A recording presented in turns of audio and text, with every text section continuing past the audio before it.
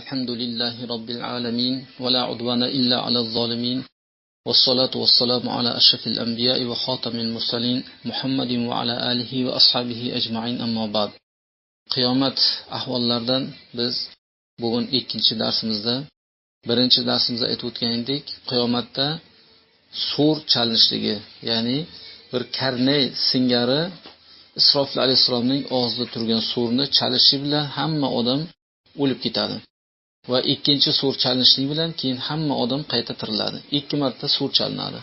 Birinchisida hamma o'lib ketadi, ikkinchisida hamma qaytadan tiriladi. Shunda ikki nafxa o'rtasida 40 yil muddaticha yer xoli qoladi, hamma narsadan xoli qoladi deb aytib o'tgan edik.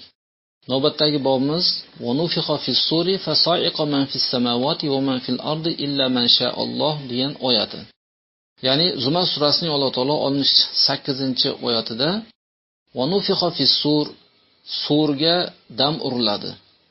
Fa sa'iqa man fis samawati va man fil ard, osmonlardagi va yerdagi barcha kishilar halok bo'ladi. Illa man sha'alloh, magar Alloh xohlagan kishilargina qoladi, halok bo'lmasdan. Mana shunda va humul malaikatu aw shuhada aw al anbiya aw hamatul arsh aw jibril aw mikail aw malakul maut. Ulamolar aytdilar, Alloh saqlab qoladigan kishilar ular kimlar? Farishtalar dedilar. Ba'zilar aytdi, yo'q, ular shahidlar dedi. Ba'zilar yo'q, payg'ambarlar, u Alloh istisno qilgan kishi, ya'ni o'lmasdan qoladigan kishi. Ba'zi kishilar arshni ko'taruvchi dedi. Ba'zilar Jibril alayhisalom, ba'zilar Mikoil alayhisalom, ba'zilar o'lim farishtasi Azroil alayhisalom deyshti. Sa'iqa degani mata o'ldi degan mazmunda deyshti. Imomlar rivoyat qilishadi. Ya'ni imomlar deganda hadis ulamolari rivoyat qilishadi. Sahih isnod bilan Abu Hurayra roziyallohu anhudan qala rajul minal yahudi bi suqil Madina. Yahudlardan bir kishi Madina bozorida edi. Vallazi istafa Musa alal bashar deb aytdi. Musa alayhisalomni insonlarga tanlab olgan zotga qasam dedi. Allohga qasam dedi. Musa alayhisalomni insonlar ustidan tanlab olgandi dedi. Farafa rajul minal ansori yadahu falatamahu. Ansonlardan bir kishi qo'lini ko'tardida shapaloqlab urdi Yahudni. Aytdi, taqulu hada va fina Rasululloh sallallohu alayhi vasallam. Sen mana shu gapni gapirasanmi? Odamlarga Musa alayhisalomni Alloh taolo tanlab oldi deysanmi? Vaholanki bizning ichimizda Rasululloh sallallohu alayhi vasallam turibdi-ya. Fazukra zalika li Rasulilloh sallallohu alayhi vasallam. Keyin bu narsa janjallashadi, bir-birini yetarab kelishadi payg'ambarimiz sallallohu alayhi vasallamning oldiga va eslatlinadi u zot sharifning oldida. Shunda payg'ambarimiz sallallohu alayhi vasallam aytadilar, qollallohu taala, astagfirullah, va nufixa fis suri fa sa'iqa man fis samawati va man fil ardi illa man sha'alloh. Thumma nufixa fihi ukhra fa idahum qiyamun yanzurun. Surga dam uriladi.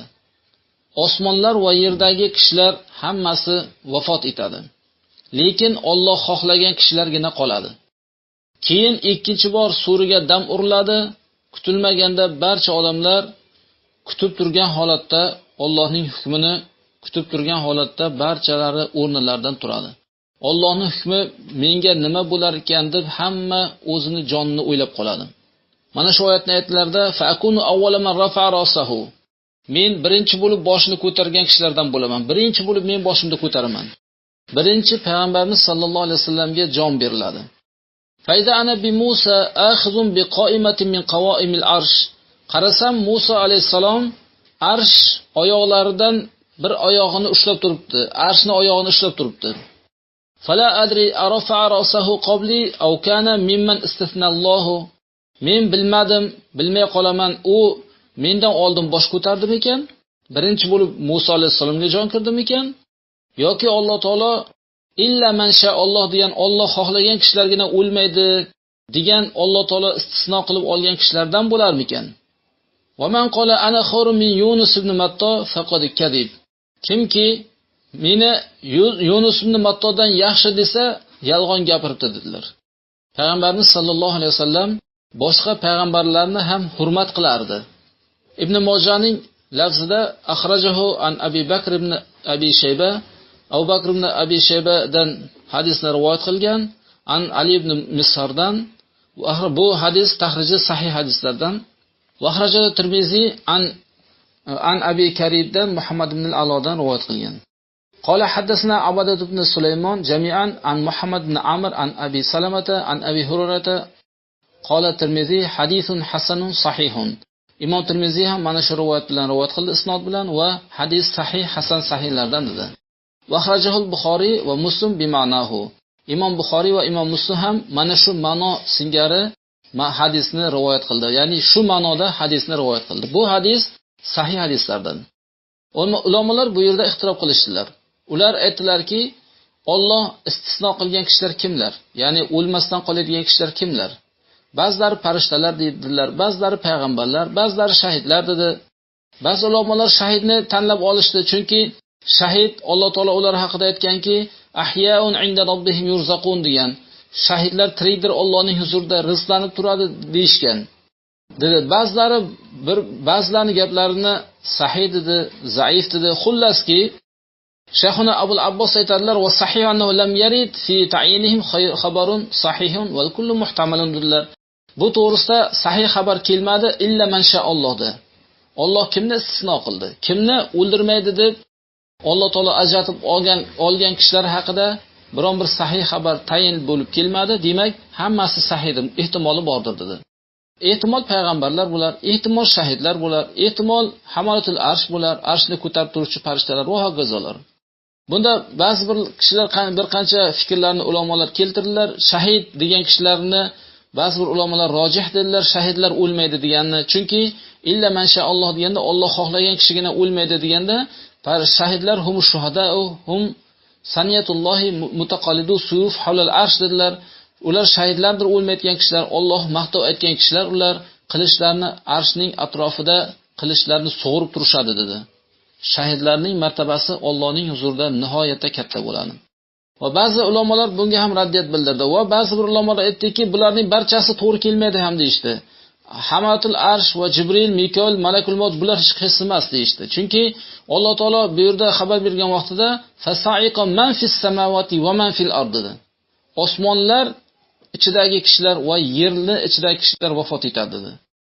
Hamatul arshlar, arshni ko'tarib turuvchi farishtalar, ular bunga kirmaydi, chunki ular osmondan tepada deyshti. Ba'zi birlar hurul aynlar dedi, vildonlar dedi, jannatdagi g'ilmonlar, xizmatkorlar dedi.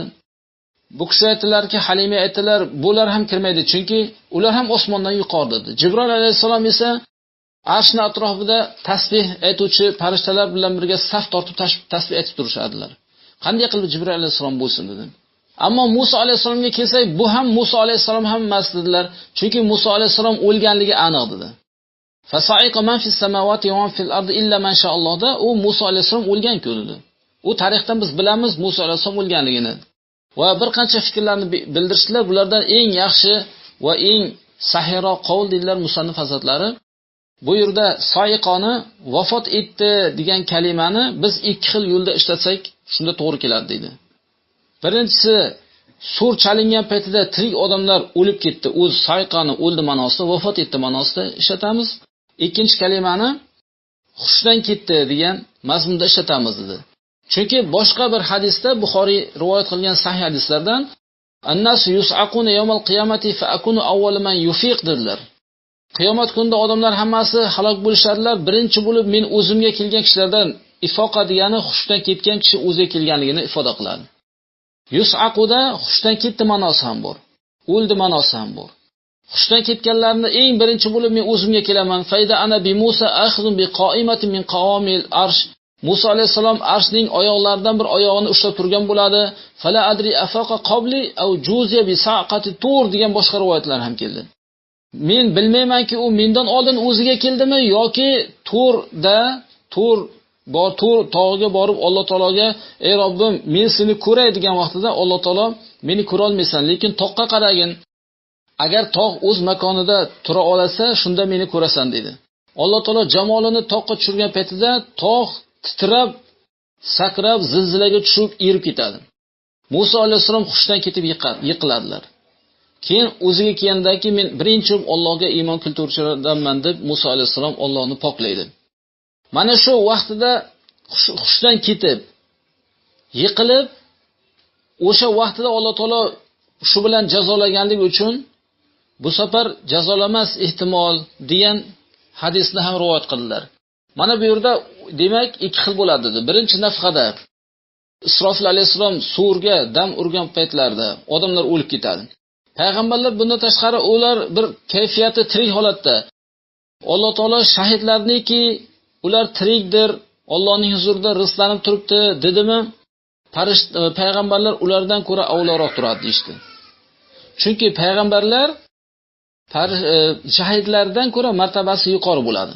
Shahidlarki tirikmi? Payg'ambarlar tiriklikka batariqatil avlo bo'ladi dedilar. Chunki payg'ambarimiz sollallohu alayhi vasallam Miroj kechalarida boshqa payg'ambarlarni ko'rganligi va payg'ambarlarga imom o'tganligi, osmonga ko'tarilganda ba'zi bir payg'ambarlarni ko'rganligi, shunda Musa alayhisalomni ham ko'rganligi.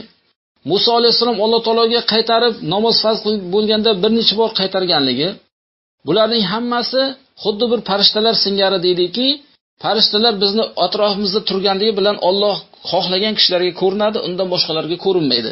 Demak, payg'ambarlar ham bir holatdaki, ular bizni ko'zimiz o'ngida vafot etgan bo'lsa-da, lekin Allohning huzurida bular o'lmagan hisoblanadi. Mana payg'ambarimiz sollallohu alayhi vasallamga kim salovat aytsa, salovatidan bo'shashidan oldin u salovatiga javob qaytarishi haqida hadis bor deydi. Bu ham hadis mutashobih hadislardan bo'lib, payg'ambarimiz sollallohu alayhi vasallam qabrlarida bo'lsalar, faraz qiling, kecha-yu kunduz payg'ambarimiz sollallohu alayhi vasallamga to'xtovsiz salovatlar aytiladi. Payg'ambarimiz sollallohu alayhi vasallam dunyoning qaysi bir chekkasida u zot sharifga salovat aytilsa, tirilib o'sha odamga salovatiga javob berib yana yotar ekan, demak to'xtovsiz salovat aytadimi? Bu zotni qabrda tirikmi yoki bu hadisga biz qandayligini ulamolar mutashobih hadislardan deyishgan.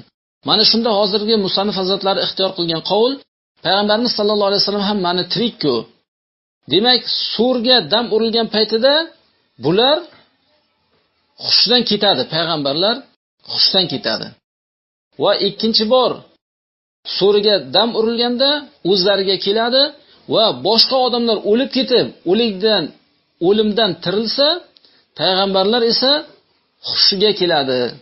Xushidan ketgan bo'ladi, birinchi surda, keyin xushiga keladi dedilar. Mana shu gapni ixtiyor qilib, yana ba'zi bir gaplarni aytib o'tishganlar. Jannatdagi kishilar tirik bo'ladimi, tirik bo'lmaydimi va buning uchun Alloh taolo jannatga kirgan kishilarni tirik bo'lishi haqida xabar bergan. Va lekin Qur'oni Karimda kullu shay'in halikun illa wajha degan, har bir narsa halok bo'lib ketadi Allohning yuzidan boshqa, ya'ni Allohdan boshqa hamma narsa halok bo'ladi degan. Buni ulamolar aytishganki, mana bu oyat sharif deganlar Alloh taolo xohlasa har bir narsa borki, Alloh taolo yaratgan narsa halokatga yuz tutadi, yo'q bo'lib ketadi, o'ladi. Lekin Alloh taolo uni tiriltirib tursa, shu narsalar tiriklik holatda turadi degan mazmunda bu deydi. Chunki yaratuvchi zot o'zini yaratganini modomiki o'ldirmay tursa, shunda tirik turadi dedilar. Navbatdagi boblardan bobun yafnal ibad va yabqal mulku lillahi wahda. Bandalar hammasi foni bo'lib ketadilar va yolg'iz mulk yolg'iz Alloh uchun qoladi yana. Qur'oni Karimda juda ko'p joyda zikr qilingan osmonlar va yerning mulki Alloh uchundir, Allohnikidir deb. Hamma mulklar Allohniki. Bizni qo'limizdagi qancha miqdorda biz qodir bo'lsak mulkka, bu mulklarning barchasi Allohga. Bizda doim qolmaydi. Qancha mol davlat to'plagan odamlarni qarangki, bir kun kelib vafot etgan va mol mulki boshqalarga qolib ketgan. Uniki emas. Kasb qilib, mehnat qilib topadi, lekin o'limga yuzlangan paytida hamma narsasi qolib ketadi. Iskandar Zulqarnayn o'layotgan vaqtida nasihat qilganlar, meni tovutumdan kapanimni ikki qo'limni chiqarib qo'yinglar. Odamlar ibratlansinki, dunyoni bosib olgan, dunyoga molik bo'lgan odam Allohning huzuriga ikki qo'li quruq holatda ketyapti degan ibrat bo'lsin odamlarga deganlar. Haqiqatda mulk Allohniki. Biz vaqtincha kasb qilib topamiz va vaqtincha ushlab turamiz. O'lim kelishligi bilan bu mulklar hammasi qo'limizdan chiqib ketadi. Yana bir-biriga og'ishib, almashib borib eng oxirida yana Allohning o'ziga qoladi mulk. Osmonlar va yerning mulki Allohnikidir dedi Alloh taolo.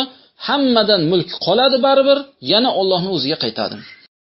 Imom Buxoriy va Imom Muslim, ya'ni muttafaqun alayhi hadisda Abu Hurayra radhiyallohu anhu dan rivoyat qiladilar. Payg'ambarimiz sallallohu alayhi vasallam aytdilar: "Yaqbidullohu al-arda yawmal qiyamati wa yatwi as-samaa'a bi yaminihi, thumma yaqulu ana al-malik, ayna mulukul ard."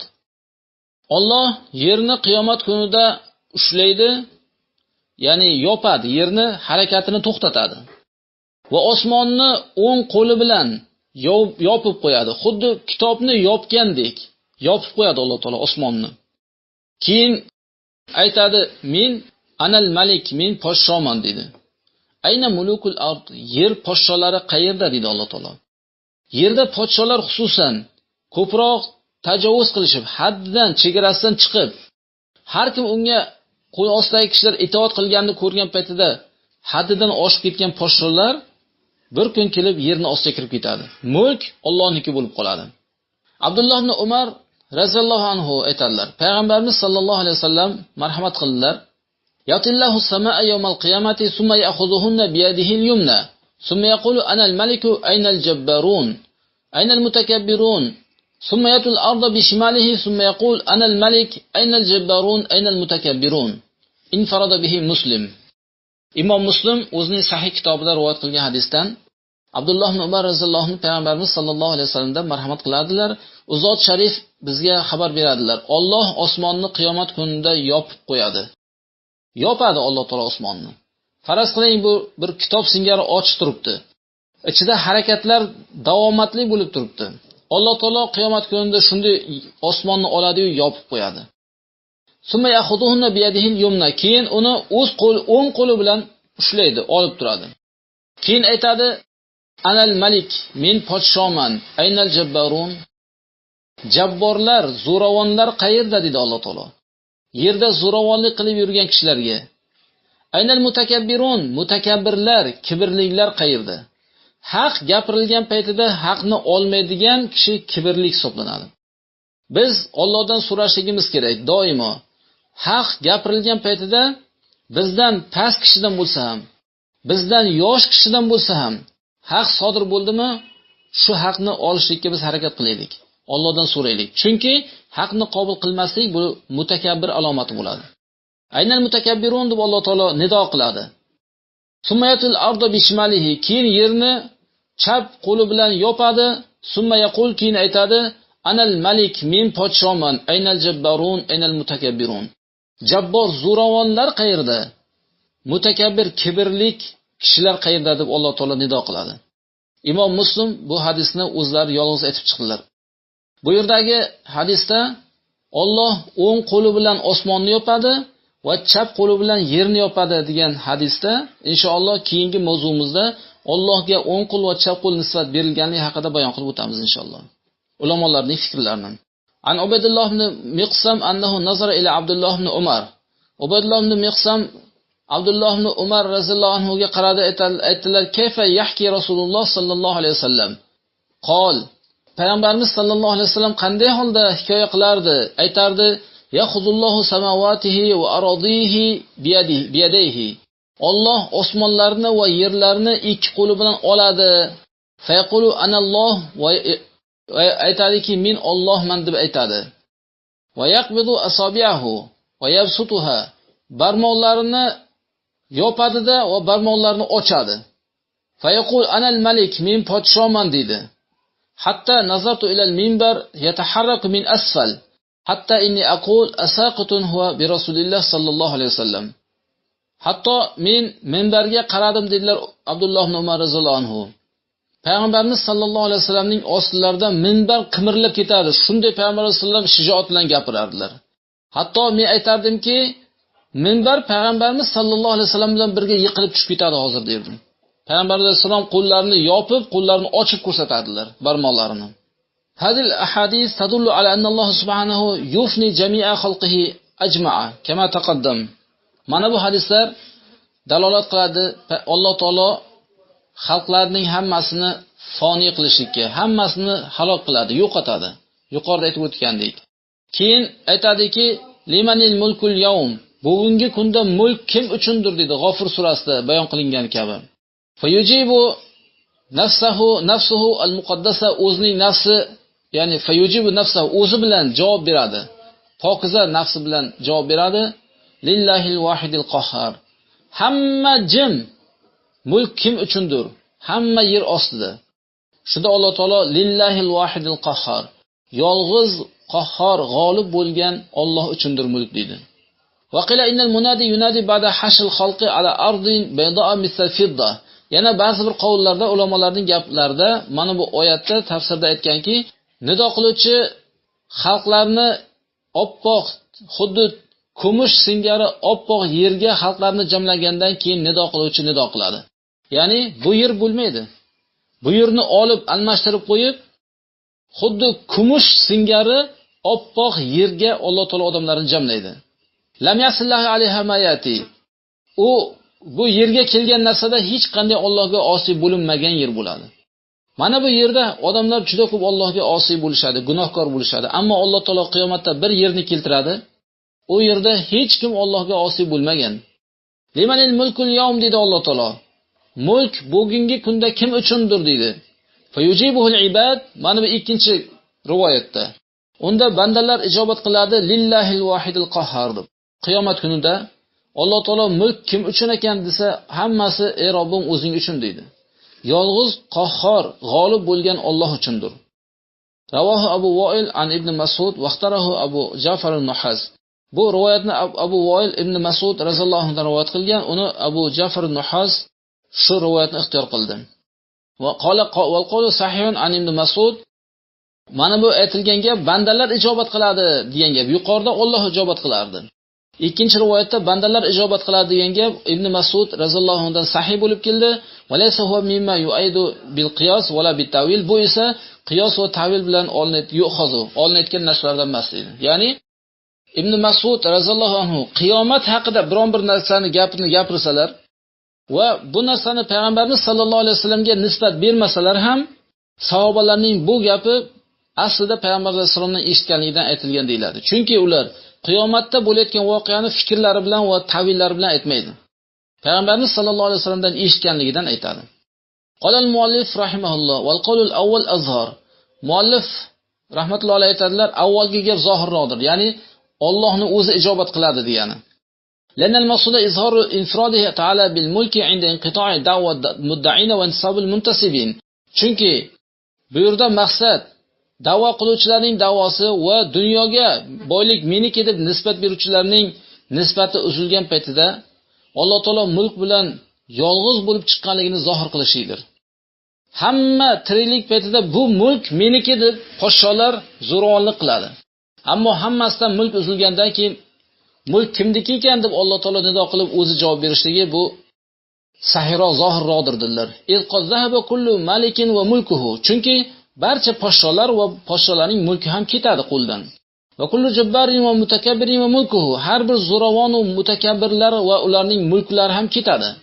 Va qata'at nisbatuhum va da'awihim. Ularning nisbatlari va da'volari hammasi uzilib qoladi. Mol davlat meniki degan da'volari va nisbatlari uziladi. Mana bu zohirroq dedilar. Va huwa qawlul Hasan va Muhammad ibn Ka'b. Bu Hasan al-Basri va Muhammad ibn Ka'bning rivoyatidir. Va huwa muqtada qawlihi al-haq. Bu Alloh taolaning gapini taqozosiki, anal maliku ayna mulukul ard degan gapini taqozosi shu edi. Men podshoman, yer podsholari qani deb Alloh taolo nido qilganligi. Va fi hadisi Abu Hurayra summa ya'murullohu Isrofil fayanfakhu nafqata as-sa'q. Keyin hadisning davomida Abu Hurayra roziyallohu anhuning hadislarida Alloh taolo Isrofil alayhisalomga buyuradi. Isrofil alayhisalom nafqa saq, halok bo'lishlik, dam urishni uradi. Isrofil alayhisalom og'ziga so'rni ushlab turibdi. Doimiy qiyomatgacha hozir Alloh taolo tomonidan buyruq bo'larmikan deb, hozir buyruq bo'lishini kutgan odamdek hozir bo'lib kutib turibdi. Nihoyatda e'tibor bilan, diqqat bilan Allohning amrini kutib turibdi to qiyomatgacha. Alloh buyuradi: "Fayasaqu man samawati va fil ard illa man sha'alloh." Osmonlar va yerdagi kishilar halok bo'ladi, lekin Alloh xohlaganlari qoladi. Faydastama'u amvatan ja'a malakul maut ila al-jabbar. O'lik bo'lib jamlanishgach, hammasi o'lib bo'lgach, Azroil alayhisalom o'lim farishtasi Allohga keladi. Fayaqulu qad mata ahlus samawati wal ardi illa man shi'ta. Osmon ahli va yer ahli hammasi o'lib ketdi. Magar sen xohlaganlaring qoldi, Parvardigor deydi. Alloh taolo u zot biluvchi bo'lgan holatda aytadi, "Man baqiya" deydi. Kim qoldi deydi. Fayaqul ya Rob baqita anta al-hayy alladhi la tamut. Sen qolding Robbim, o'lmaydigan zot bo'lgan sen qolding. Va baqiya hamalatul arshi va baqiya Jibril va Mikoil va Isrofil va baqitu ana. Arshni ko'tarib turuvchi farishtalar qoldi. Jabroil, Mikoil va Isrofil va men qoldim deydi. Fayaqululloh taala liyamut Jibril va Mikoil. Jabroil va Mikoil o'lsin deydi. Jonni olgin. Fayantiqullohul arshu. Arsh Allohga gapiradi. Fayaqul ey Rob, yamutu Jibril va Mikoil. Jabroil va Mikoil bular o'ladimi? Alloh taolo uskut deydi, jim tur deydi. Inni katabtul maut ala kulli man tahta arshi fayamutan. Men arshimda ostidagi barcha kishilarga o'limni yozdim deydi. Fayamutan bu Jibril alayhisalom va Mikoil alayhisalom ham vafot etadi. Ya'ni dunyoni tugashi bu. Qola sumayati malakul maut ilal jabbar. Keyin o'lim farishtasi Alloh taologa keladi, aytadi: "Ya Rob, qodmata Jibril va Mikoil. Jabroil alayhisalom ham Mikoil alayhisalom ham o'ldi. Alloh taolo u zot bilib turuvchi bo'lgan holatda kim qoldi deb so'raydi. Fayaqul ya Rob, baqita anta al-hayy alladhi la tamut. O'lmaydigan zot sen qolding. Va baqiya hamalatu arshik. Arshni, seni arshingni ko'tarib turuvchi farishtalaring qoldi. Va baqiya Isrofil va baqitu ana. Isrofil qoldi va men qoldim. Fayaqul liyamut hamalatul arsh. Arsh ko'tarib turuvchi farishtalar ham o'lsin dedi. Fayamutun ularni ham jonini oladi, ular ham o'ladi. Fayamurullohul arsha fayaqbidu sura min Isrofil. Alloh taolo arshga buyuradi, Isrofil alayhisalomdan surni oladi. Suma yaqulu liyamut Isrofil. Isrofil ham o'lsin dedi Alloh taolo. Fayamut u ham o'ladi. Sumayati malakul maut. O'lim farishtasi keyin keladi. Aytadi: "Ey Robbim, qad mata hamatu arshik." Arshlaringni, seni arshingni ko'tarib turuvchi farishtalar ham o'ldi. Fayaqulu va huwa alam. Alloh taolo aytadi, o'zi bilib turgan holatda, "Man baqiya, kim qoldi yana?" deydi. Aytadi: "Baqita antal hayy alladhi la tamut." Hech o'lmaydigan sen qolding va baqitu ana va men qoldim deydi. Qarang, Alloh va malakul maut qoladi. Butun borliqda. Hozir butun borliq maxluqlar bilan, ruh egalari bilan lim-ma'lum to'la hamma joyda. Insonlar, jinlar, farishtalar, hayvonlar, suvdagi qancha suv hayvonlari, kichik katta parranda darrandalar hammasi bilan to'la, hamma joy to'la. Hammasi vafot etadi. Hatto arshni ko'tarib turgan eng buyuk farishtalar ham vafot etadi. Alloh va malakul maut ikki kishi qoladi, ikkita. Fayaqulullohu anta xalqun min xalqi. Xalaqtuka lima ra'ayta famut. Alloh taolo aytadi, sen meni xalqlarimdan bir xalqsan. Men seni yaratganman. Sen o'zing ko'rib turgan narsa sabablik sen ham o'l deydi. Fayamut malakul maut ham o'ladi. Abu Hurayra roziyallohu anhuning boshqa bir uzun hadisida keltirgan tafsir Ibn Kasirda Azroil alayhisalom o'lim farishtasi: "Ey Robbim, sen qolding va men qoldim" dedi. O'zini aytgisi kelmay. Alloh taolo: sen bilmaysanmi, men aytganman, hamma odam, hamma narsa halok bo'ladi. Sen ham o'l degan vaqtida o'zini jonini Azroil alayhisalom malakul maut o'zini chiqarib beradi. Jonini chiqarayotgan paytida jon achchig'i shunchalik qattiqligini ko'rgan vaqtida deydi. Agar men jon achchig'i shunchalik qattiqligini bilganimda, mu'minlarning jonlarini yanada ham yumshoqroq olardim dedi. Jon azobi shunchalik qattiq. Fayda lam yabqa illa Allohul vahidul ahadus samad alladhi lam yattakhiz sahibatan la walad wala walad. Ya'ni Allohdan boshqa hech kim qolmagach, bu zotki o'ziga farzand ham ushlamagan va o'ziga ayol ham ushlamagan, lam yalid va lam yulad, tug'ilmagan ham, tug'magan ham, va lam yakullahu kufuwan ahad, biron bir kishi Allohga barobar ham bo'la olmaydi. Fakana kama kana avvalan tawassama katay sijil lil kutub. Avval bo'lgani kabi, ya'ni xabar berilgan kabi hadisda osmonni xuddi kitobni yopib qo'ygani singari yopib qo'yadi. Summa qol, keyin aytadi: "Anal jabbar." Men jabbor, g'olib zotman. Limanil mulkul yawm. Bugungi kunda mulk kim uchundir? Falan yujibhu ahadun. Biron kishi unga ijobat bera olmaydi. Fayaqulu jalla sanauhu va taqaddasat asmauhu. Allohning o'zi aytadiki, "Lillahil wahidul qahhar" dedi. Butun mulk Alloh uchun, yolg'iz g'olib bo'lgan Alloh uchundir deydi.